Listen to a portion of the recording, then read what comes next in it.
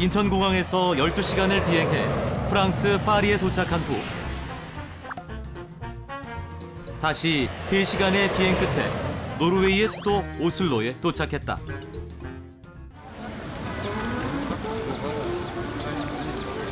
노르웨이는 북유럽 스칸디나비아 반도에 위치한 국가다. 인구 530만 명이 우리나라 면적의 3배 영토에서 살아가며 세계에서 행복지수가 가장 높은 나라 중 하나다.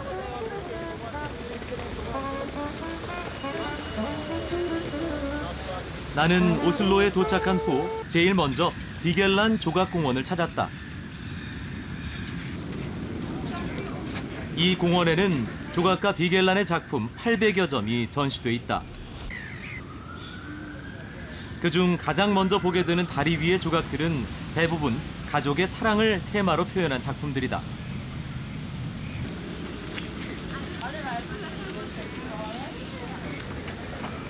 사람들의 이목을 특히 집중시키는 작품이 있다.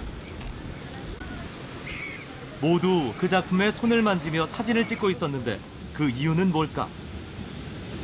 It gives luck or something. Yeah, that's why I'm touching it.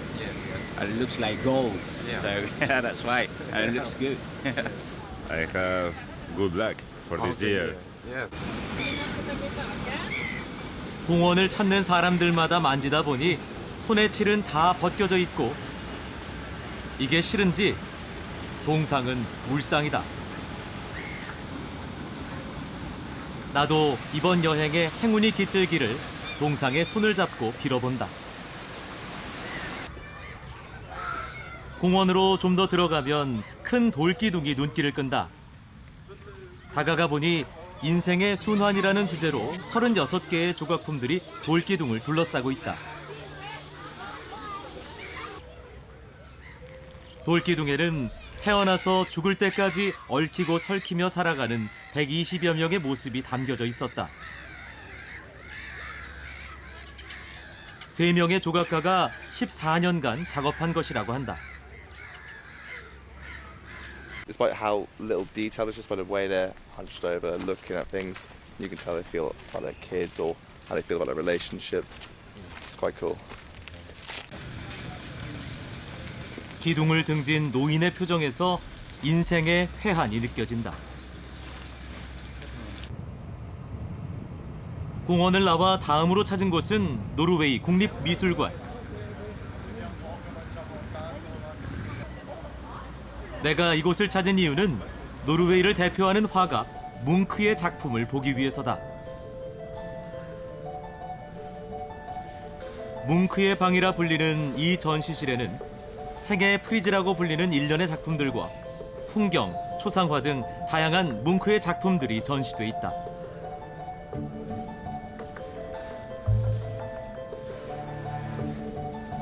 그중 유독 한 작품에 많은 사람들이 몰려 있는데 바로 그의 대표작인 절규.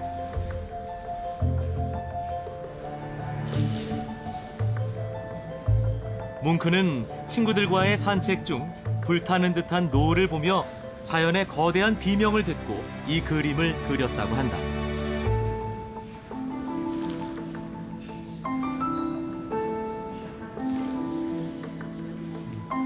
그 비명 소리가 들리는 듯 사람들은 그의 작품 앞에서 오랜 시간 머무른다. It's a very famous painting, but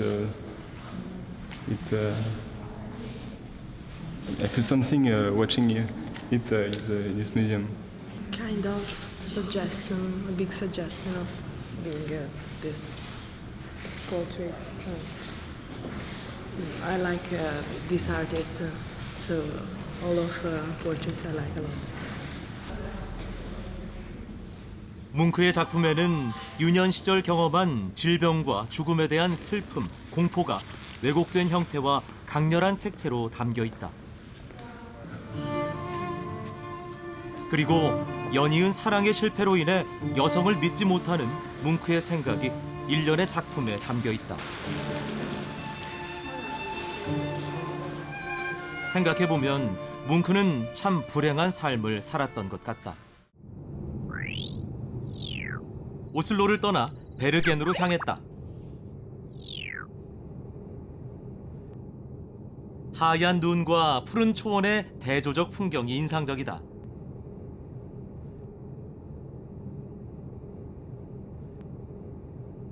한참을 달려 쌍둥이 폭포라고 별명이 붙은 폭포를 찾았다.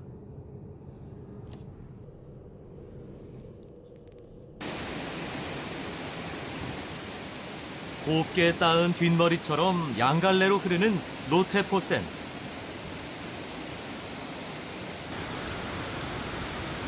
(165m) 흘러내리는 폭포. 그 모습이 위풍당당하다.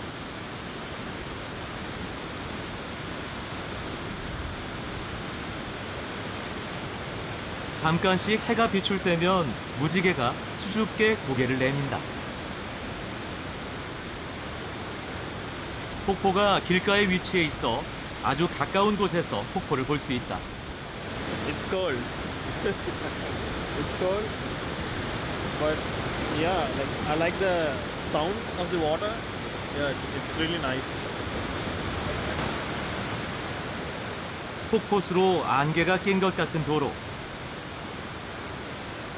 폭포를 가까이서 보기 위해 걸어가 보니 폭우가 쏟아지는 것 같다. 나는 물에 젖은 생쥐꼴이 됐다.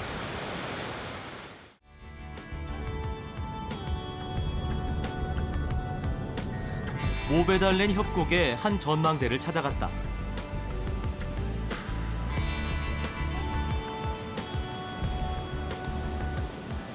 가까이 가자 시원한 물줄기 소리가 들리기 시작한다. 그리고 보링포센이 모습을 드러낸다.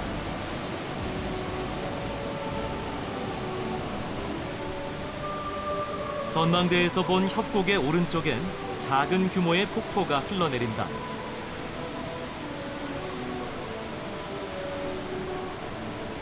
반대편에는 만년설을 담아 100m 넘는 수직절벽을 떨어지는 보링포센이 있다.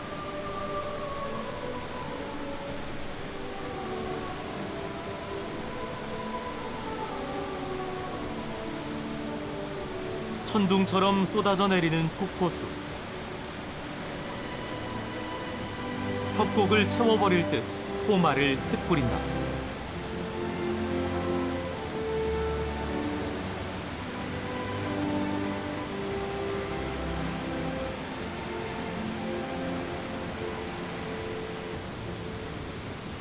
사람들은 그 모습을 담기 위해 연신 셔터를 누른다.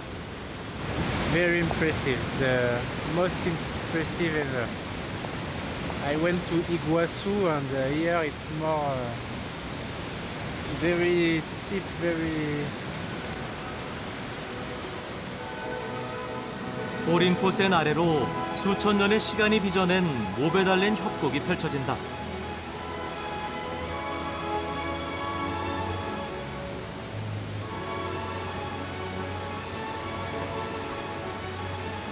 비현실적인 협곡의 다양한 모습들.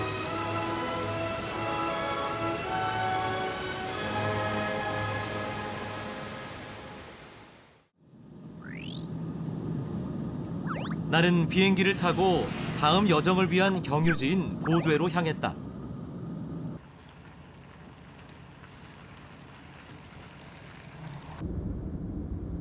페리 출발까지 2시간 정도 시간이 남아 세계에서 가장 격렬한 조류를 볼 수 있다는 곳을 찾았다. 다리 위를 한참 걸어가다 밑을 내려다보니 살츠스트라우멘의 소용돌이가 보인다.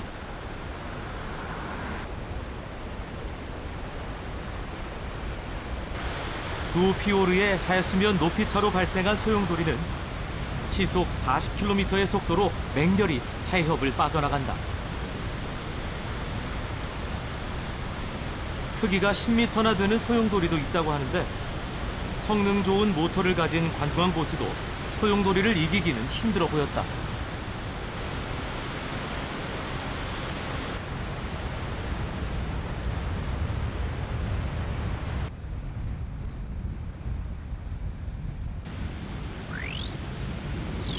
나는 페리를 타고 보드를 떠나 마지막 목적지인 로포텐 제도로 향했다.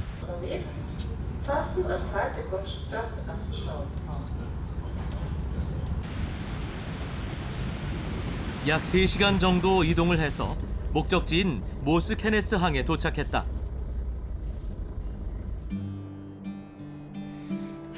바다 위의 알프스 정상이라고 불리는 로포텐은 노르웨이에서 가장 빼어난 풍광을 자랑한다. 오랜 시간 노르웨이를 지탱해온 대구잡이의 중심지로 가장 노르웨이다운 곳이기도 하다.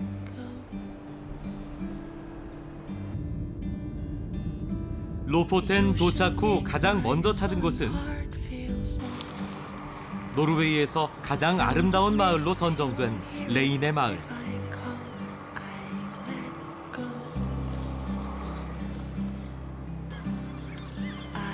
잔잔한 바닷물이 집과 배와 산을 물속에 그려낸다.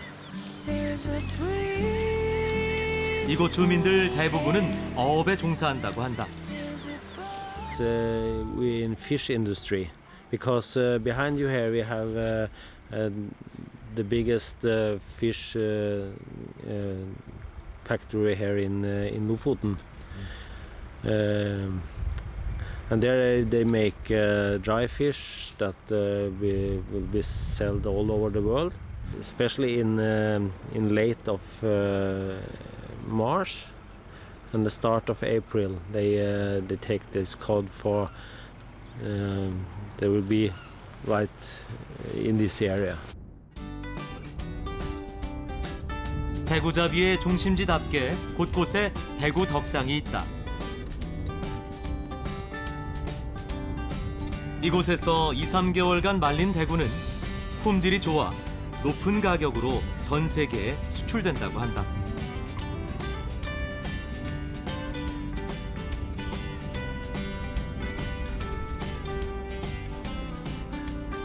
이곳에선 바닷가에 위치한 조그만 집들을 자주 보게 된다. 어민들의 오두막 로르부에르다.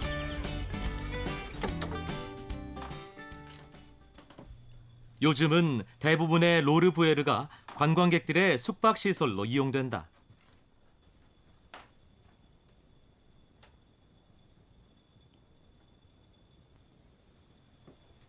웬만한 고급 호텔처럼 잘 꾸며진 만큼 비용도 만만치 않지만 로포텐에서만 볼 수 있는 독특한 시설이라고 하니 오늘은 무리해서 이곳에서 묵기로 했다.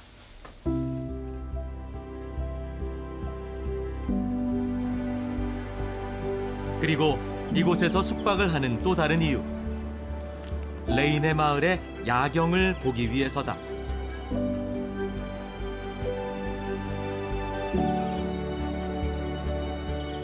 물에 비친 집들의 불빛. 마치 동화 속 마을을 보는 듯하다.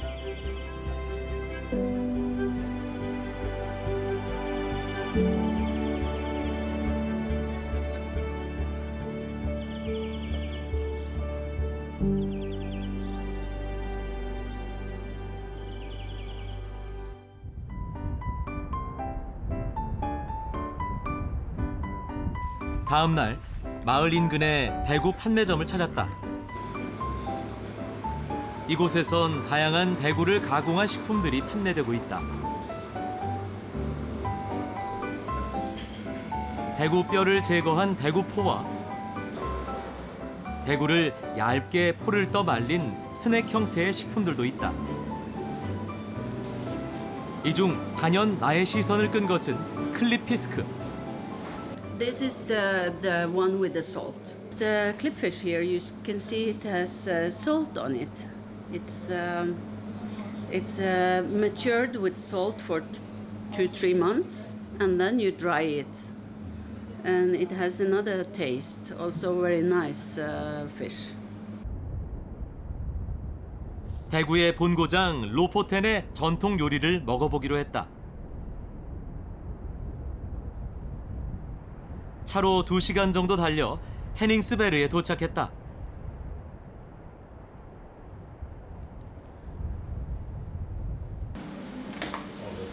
추천받은 식당 주방에선 주문한 요리가 한창 준비 중이다.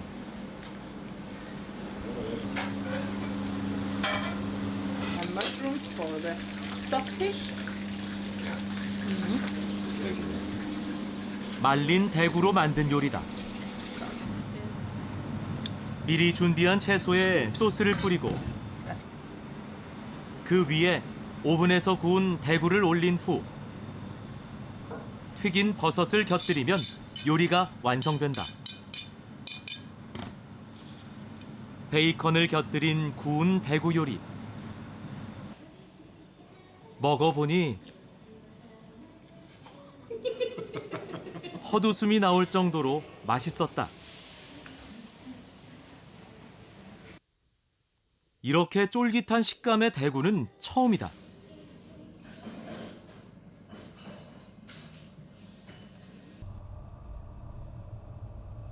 해안 도로를 달려 다음 목적지로 향했다.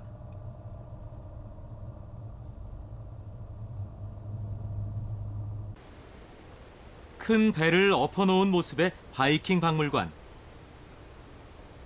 그 길이가 83m나 된다.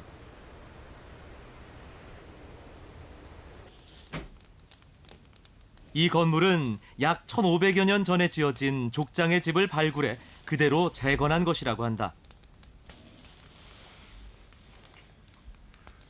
실내의 다양한 물품들도 발굴된 유물들을 바탕으로 재현했다고 하는데 그 위세가 얼마나 대단했는지 짐작조차 되지 않았다. It was the residence of a chief who had power over the whole island here. It was the home for the chief with his wife and children, and with a big household to serve him with warriors and servants and so on. 가이드를 따라 실내를 둘러봤다. 다양한 주술적 조각들과 생필품을 만들던 작업장도 있고 집 안에서 가축을 키우던 축사까지 있다. 이곳을 방문한 관광객들은 북유럽 바이킹과 관련한 다양한 체험을 할 수 있다. It's realistic, and we are as we were in the Viking period. 박물관을 떠나 북쪽으로 올라갈수록 이곳이 북극권이라는 사실이 실감난다. 아직 얼어있는 호수는 시리도록 파란 물을 안고 있고 또 다른 호수는 눈 덮인 산과 하늘을 수묵화처럼 그려낸다.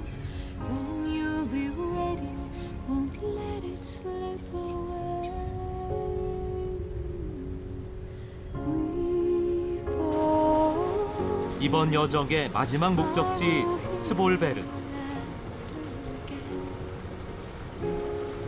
스볼베르는 로포텐에서 가장 큰 항구로 관광객 등 유동인구가 가장 많은 곳이다. 스볼베르의 상징인 360m 높이의 염소바위는 산악인들이 두 바위 사이를 뛰어넘는 도전을 하는 곳으로 유명하다.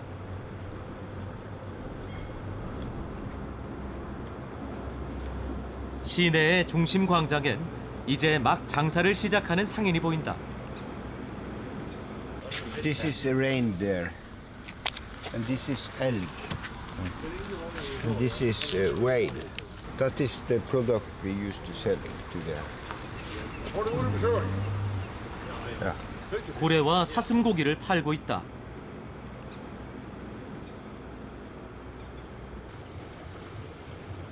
상인이 사슴고기를 조금 썰어줘 먹어봤다. 비릿한 맛이 입맛에 맞지 않았다. 어느새 활짝 깬 스볼베르.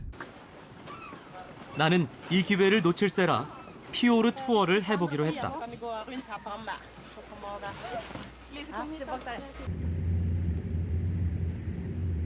호수처럼 잔잔한 스볼베르 항을 떠나 트롤 피오르로 향한다.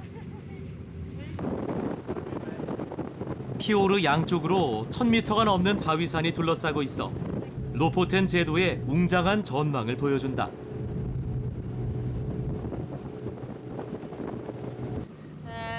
예전엔 이곳에 많은 어민들이 살았다고 한다. So here have been living two families in many generations. They have been farmers, so they had some sheep and some goats and some cows, and of course they were also combined fishermen. Now nobody is living here anymore. It's just a holiday house. And before, when the people were living here, it was actually quite a central place because for the boats that were passing, people were meeting here. 지금은 대부분 아이들의 교육을 위해 이곳을 떠났다고 한다. 트롤피오르는 어종 자원이 풍부한 것으로 유명한데 노르웨이 특산물인 연어를 키우는 양식장이 보인다. 지금은 수온이 낮아 연어가 동면 중이란다.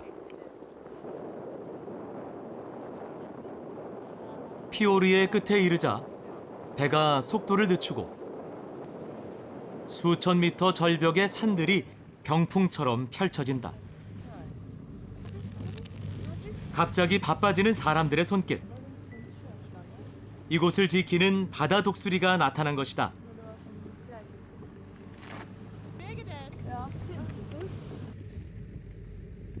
몇 번 선회하는가 싶더니 재빠르게 생선을 낚아채 간다. 큰 놈은 2m가 넘는 것도 있다고 한다.